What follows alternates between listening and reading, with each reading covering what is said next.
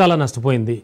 ఎంత గొప్ప ఐడిఎఫ్ ఉన్నా కూడా వాళ్ళ దగ్గర, ఎంత గొప్ప బలగాలు ఉన్నా, ఎంత గొప్ప టెక్నాలజీ ఉన్నా కూడా హమాస్ దాడిలోనే చాలా వరకు నష్టపోయింది. ఇప్పుడు కూడా ఇరాన్పై దాడి చేయడం వల్ల ఇరాన్లో చాలామంది, అంటే ఇరాన్లో 10 మంది చనిపోతే ఇజ్రాయెల్, అంటే ఇరాన్ చేసే దాడుల వల్ల ఇజ్రాయెల్లో కూడా కనీసం ఒక 5గురైనా చనిపోతూ వస్తున్నారు. అంటే నష్టం అయితే ఖచ్చితంగా జరుగుతోంది ఇజ్రాయెల్ కూడా. అయినప్పటికీ కూడా ఎందుకు ఈ పట్టు, ఎందుకని ఈ అమెరికా తన భుజం మీద గన్న పెడితే అది చూస్తూ ఇరాన్పై దాడి చేయడం అనేది? అదే వస్తుంది కదా. అందుకని అమెరికా ప్రయోజనం చాలా విస్తృతమైనవి. అంటే యుద్ధాల మధ్య కొట్టుక చావాలి, తమ ఆయుధాలను సప్లై చేయాలి. ఇప్పుడు 3 దేశాలకు పెద్ద ఎత్తున అమ్ముకుంటుంది. ఒకటి ఉక్రెయిన్ అమ్ముకుంటుంది మనకు ఆయుధాలను. లేకుంటే ఉక్రెయిన్ రష్యాతోని 3 రోజులు ఓడిపోతాను నేను, 3 కాకపోతే వారం రోజులు అయిపోతాను. కానీ వాళ్ళ 4 అవుతుంది యుద్ధం కాబట్టి. ఎందుకు ఎవరి మద్దతు తీసుకొని ఉక్రెయిన్ పోరాడుతుంది కదా రష్యాతోని? ఇక్కడ అమెరికా నుంచి ఆయుధాలు కదా, ఆయుధ పాఠక పరీక్షలను వాళ్ళు చేసుకుంటారు. అట్లా ఇజ్రాయెల్ కూడా ఆయుధాలు ఇస్తుంటే ఆయుధాలు అమ్ముకోవడానికి కాదు ప్రపంచం ఉన్నది కదా. మీరు శాంతి సామరస్యాలు నమ్ముకోవాలి అంటారు. అది అమ్ముతలేదు వీళ్ళు. అమెరికా చేసే పని ఏంటంటే వాళ్ళ ఉత్పత్తి చేసిన ఆయుధాలు అమ్ముడు పోవాలంటే యుద్ధాలు ఉండాలి, అంతే కదా. ప్రపంచవ్యాప్తంగా ఇట్లా 3-4 యుద్ధాలు, భౌతిక యుద్ధాలు నడుస్తుంటే ప్రపంచంలో తాము చేసే ఆయుధాలు కొనే వాళ్ళు ఉంటారు కదా. సమస్య అది. అంటే అభద్రత ఉండాలి దేశాల మధ్యన. పాకిస్తాన్ ఇండియా మధ్య కూడా అభద్రత ఉన్నప్పుడే మనం కొనుక్కుంటామని. రష్యా మనకు అమ్ముతుంది ఆయుధాలు, మన అమెరికాను పాకిస్తాన్ అమ్ముకుంటుంది ఆయుధాలు. చైనా రహస్యంగా వెంటనే సప్లై చేస్తుంది. చైనా ఆయుధాలు చూస్తుందని మన అర్థమైంది. కానీ ఇది చాలా పెద్ద సమస్య రమణ బాబు, మీకు తెలుసు. నేనేమంటున్నానంటే ఈ యుద్ధం ఆపాలంటే ఐక్యరాజ్య సమితి భద్రతా మండలిలో చర్చ జరగాలంటున్నాడు. పరస్పర చర్చల ద్వారానే జరుగుతుంది. చర్చలకు వాడు వస్తలేడు. రాకపోతే భౌతిక దాడి చేస్తేనే ఇంకా పెరుగుతుంది కదా. అందుకని ఇరాన్ ఏమంటుందంటే ఇక్కడతో నాగదు, ఇజ్రాయెల్ మీద దాడులు చేసినాం, వాళ్ళకు ఐరన్ కర్టెన్ అంటాం, ఐరన్ డోమ్ చాలా శక్తివంతమైంది. అది ప్రపంచ వ్యాప్తంగా ప్రతి ఒక్కళ్ళు కూడా బాగా గమనించింది అది. అవును, ఐరన్ డోమ్ కరెక్ట్.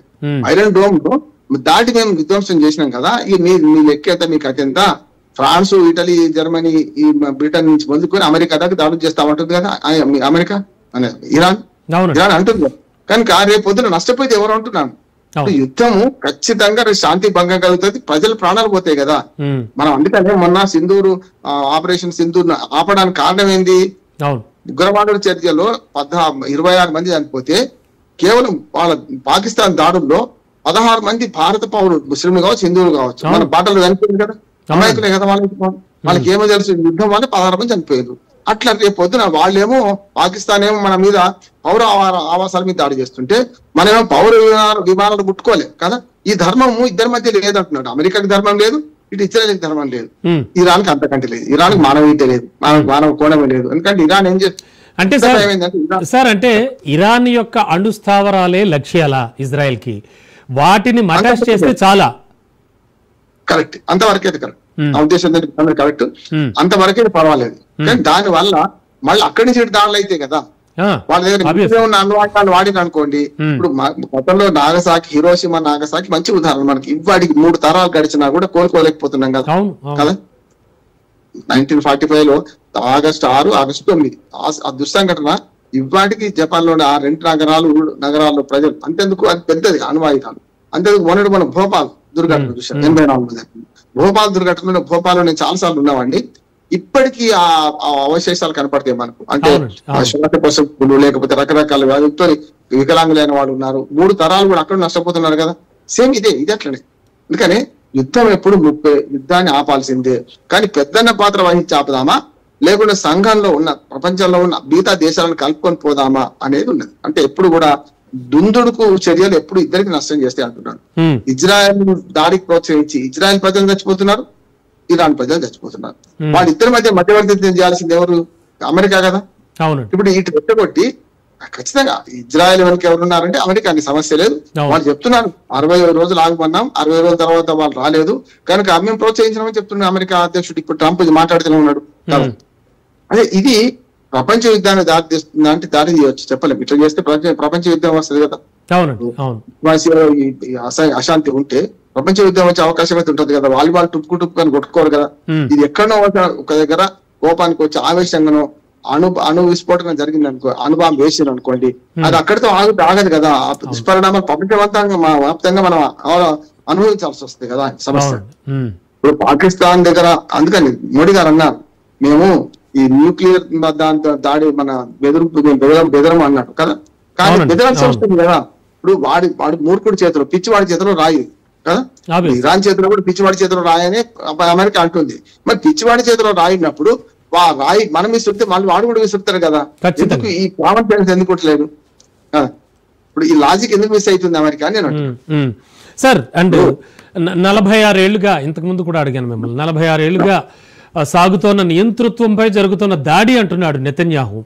అంటే ఏమిటి వీళ్ళు, అంటే ఇజ్రాయెల్ అంత బాధపడుతోందా ఇరాన్ తోటి, అంటే ఇరాన్ అంత బాధ పెడుతోందా ఇజ్రాయెల్ని? ఎట్లా ఈ కోణం నుంచి ఎట్లా చూడాలి, ఏంటి ఈయన వ్యాఖ్యలు వెనక?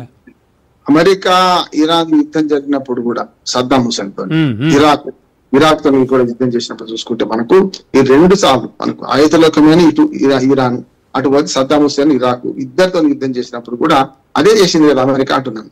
అంటే అప్పుడేమో సరిపోలేదు, చేత కాలేదు. అంతేందుకు ఈ పెద్దన పాత్ర వహించే అమెరికా ఆఫ్ఘనిస్తాన్ లో చేతులు కాల్చుకుంది కదా. అవును, మీకు ఇప్పుడు గతంలో మొదలు రష్యా 30 ఏళ్ళు నష్టపోయింది ఆఫ్ఘనిస్తాన్ తోని, మరో 22 దశాబ్దాల పైన అమెరికా పోయి ఆఖరికి వాళ్ళ ఆయుధాలు, విమానాలను, పెద్ద పెద్ద సాంకేతికంగా ఉన్న ఆయుధ సామాగ్రిని విడిచిపెట్టి రావాల్సి వచ్చింది కదా. ట్రక్కులు, మోటార్లు అన్ని విడిచిపెట్టి వచ్చేసింది, పారిపోయి కనుక చెప్పాలంటే ఆఫ్ఘనిస్తాన్ నుంచి కదా అమెరికా.